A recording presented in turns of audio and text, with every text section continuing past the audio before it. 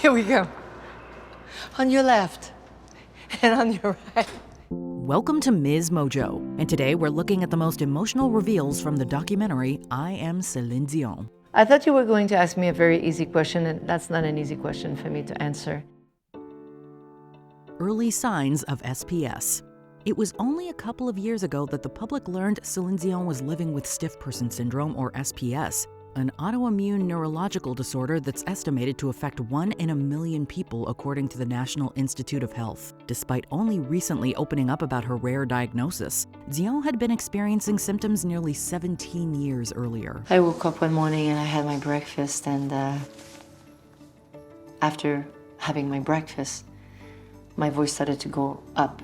During her Taking Chances World Tour in 2008, Dion started suffering from spasms. As a result, she struggled to control her muscles, most notably her vocal cords. If every string of my notes are strings, for example, like elastic, like down, the next time that I would try, I would go and the third time, This baffled medical professionals for years, most likely due to the condition's uncommonness. It wasn't until August 2022 that Dr. Amanda Piquet officially diagnosed Dion with SPS. Although Dion quickly sought treatment, there's no cure for SPS. It's in the muscle, it's in the tendons, it's in the nerves. You can't see anything because it's not seeable. Feeling isolated. COVID-19 has sparked numerous conversations about isolation. Since the pandemic peaked, many of us have ventured back into the outside world. Although Dion returned to the spotlight in 2021, it would be short-lived. Shortly after receiving her diagnosis, Dion didn't leave her home for 2 years. I can't just do whatever I want. I can't go out. I'm stuck. This wasn't because Dion felt too sick to go out in public. While she needed time to rehabilitate, Dion feared that if people saw her socializing, they'd argue that she wasn't, quote, that sick. In the documentary, Dion discussed the psychological impact SPS has had on her. Music. I miss it a lot. It's understandably a source of struggle, but her loved ones have helped lighten the load a bit. She's maintained a strong support system through her children and pets. Don't worry about a thing, 'cause every little thing is gonna be alright. A warehouse of memories. Few performers have rocked more iconic looks throughout the decades than Celine Dion. She's donned enough designer ensembles to fill an entire warehouse. We're not exaggerating when we say that. A piece like this, or a piece like that, or a dress like this. It's difficult to wear again because it had such a big impact. The documentary follows her to a literal warehouse lined with familiar outfits, some of which have only been worn once. In addition to priceless dresses and shoes, Dion has stored a plethora of suitcases, Christmas decorations, furniture, and much more. The warehouse is essentially a museum that encapsulates Dion's life. Not just her life, but also her children's. Every piece I remember and I know. And I cherish. They were important, they're still important. Dion held on to their first toys, old drawings, and other childhood mementos. It's a charming walk down memory lane. Alas, Dion notes that even walking is getting hard for her. I was losing my balance a lot. It was hard to walk. A lot of pain. Devastated about canceled shows. It's not hard to do a show, you know. It's hard to cancel a show. Dion's Courage World Tour ended abruptly in March 2020 after only 52 performances. As COVID wound down, she hoped to resume the tour by spring 2022. During January of that year, though, Dion announced that her North American performances had been canceled. While Dion cited, quote, severe and persistent muscle spasms, it wasn't until December 2022 that the public learned the full extent of her medical issues. As you know, I've always been an open book. And I wasn't ready to say anything before. But I'm ready now. As her condition continued to take its toll, Dion was forced to cancel her European dates in May 2023, officially ending the tour. Although Dion had to do this for her health, it wasn't an easy decision. Dion felt as if she had let her fans down, expressing remorse to everyone who bought a ticket. They have the right to come to me and say, hey. Growing up. In addition to living with SPS, the documentary reflects on Dion's upbringing. Even before she was born, music played an essential role in Dion's life, bringing her mother and father together. Adhémar and Thérèse Dion had 14 children, one of whom is known worldwide. Denise, Clément, Claudette, Juliette, Michel, Louise, Jacques, Daniel, Linda, Ghislaine, Paul, Pauline. Did I say Manon? Manon and Céline. 14. Phew. Despite working hard, feeding 16 mouths would be a challenge for any parent. Dion recalled when the family had no food in the house other than some dough and carrots. Thérèse thus made carrot pie, hoping that her children wouldn't find the dish questionable. The first bite that someone took, they said, Mom, what is that? It's so good. In any case, Dion never saw her mother as anything less than a superhero. Thérèse was and still is an inspiration to Céline, while her family as a whole helped shape her into the performer she is. We only felt love, affection, attention, music. I have that in me. This is my greatest foundation. A gift from her late husband. Les 5 dernières années ont été difficiles. J'ai pris soin de mes enfants après le décès de leur père, le grand amour de ma vie, mon mari René. In 1994, Dion married her longtime manager René Angelil. They remained together until 2016 when throat cancer claimed Angelil's life. Outside of archival footage, the documentary doesn't delve deep into Angelil's death. In one of the most bittersweet moments, though, Dion shares a necklace that her late husband gave her. No, it's not the heart of the ocean, but it's just as valuable. Maria Callas is one of the most renowned opera singers who ever lived. Dion idolizes Callas, even paying tribute to her through La Diva on her 2007 album D'elle.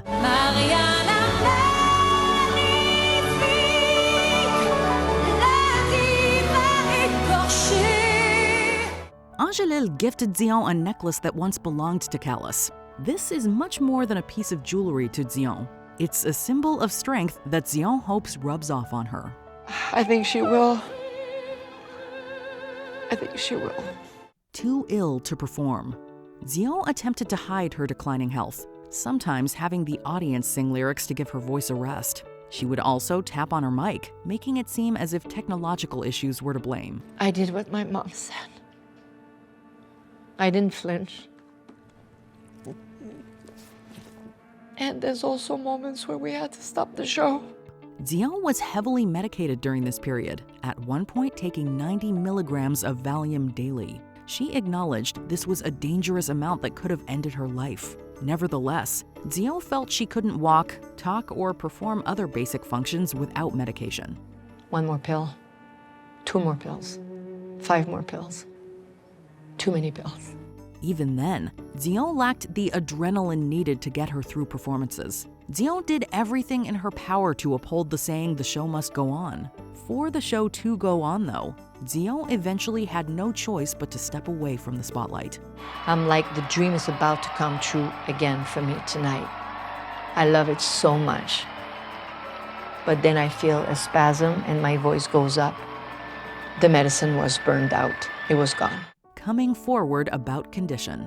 Recently, have been diagnosed with a very rare neurological disorder called stiff person syndrome, which affects something like 1 in a million people. Aside from the struggles of SPS, keeping her condition under wraps weighed down on Dion physically and mentally. As Dion saw it, she had been, quote, lying to her fans, and she couldn't bear to keep such a heavy secret from them any longer. I can't lie anymore. From a sinus infection to an ear infection to whatever. Almost a year after first publicly alluding to her health troubles, Dion revealed that she had been diagnosed with SPS in December 2022. Her tearful announcement proved difficult, but it also provided an opportunity for relief. Although Zion would still be carrying much on her back, her pain no longer had to remain hidden. Do we have what we need? Her seizure. In what might be the documentary's most stressful moment, Zion endures an excruciating seizure during physical therapy. While Zion has described her condition in great detail, this is the closest the audience comes to experiencing her vulnerability, pain, and fear. Brian, I need you right now. She's in a crisis.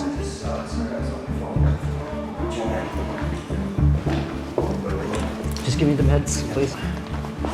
Zion gave her blessing to keep filming, but director Irene Taylor Brodsky wasn't sure how she'd respond after seeing a rough cut.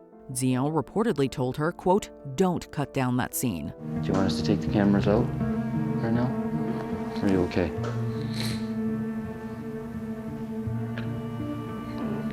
You okay? Okay, good. In the finished cut, the scene lasts several minutes. That might seem like a long time, although it's only a fraction of what Zion has been through. Showing is more powerful than telling. Through this scene, it's clear that Zion wanted viewers to see what people with SPS regularly face. Every time something like this happens, it makes you feel so embarrassed and so like, I don't know how to express it, like it's just... Before we continue, be sure to subscribe to our channel and ring the bell to get notified about our latest videos. You have the option to be notified for occasional videos or all of them. If you're on your phone, make sure you go into your settings and switch on notifications. Returning to singing. Only time will tell if Céline Dion ever returns to the stage. Through this documentary, though, Dion proudly proclaims that she is not giving up. After not publicly performing for years, we see Dion take the initial steps towards singing again. I haven't sang for 2 years. I'm not quite sure if I'm going to be capable of singing. But I can't live in doubt. With her first trip back to the recording studio, Dion demonstrates that she still possesses a one-of-a-kind voice. At the same time, the session isn't without speed bumps, as Dion reckons with the limitations attached to SPS. I'm going to have to switch to head voice because I don't think it's going to work. You're doing great, Céline. Yes. We haven't heard this for a couple of years. It feels like music to us. Whether or not she can hit the notes as she once did, Dion plans to keep going, and this documentary is only the beginning. Shortly before I Am Céline Dion premiered, she stated, quote, "We have been working so hard to put this show together because I'm back." If I can't run, I'll walk. If I can't walk, I'll crawl. But I won't stop. What did you think of I Am Céline Dion? Let us know in the comments. Got to feel on the floor. This is it, stronger than ever before. Do you agree with our picks? Check out this other recent clip from Ms. Mojo. And be sure to subscribe and ring the bell to be notified about our latest videos.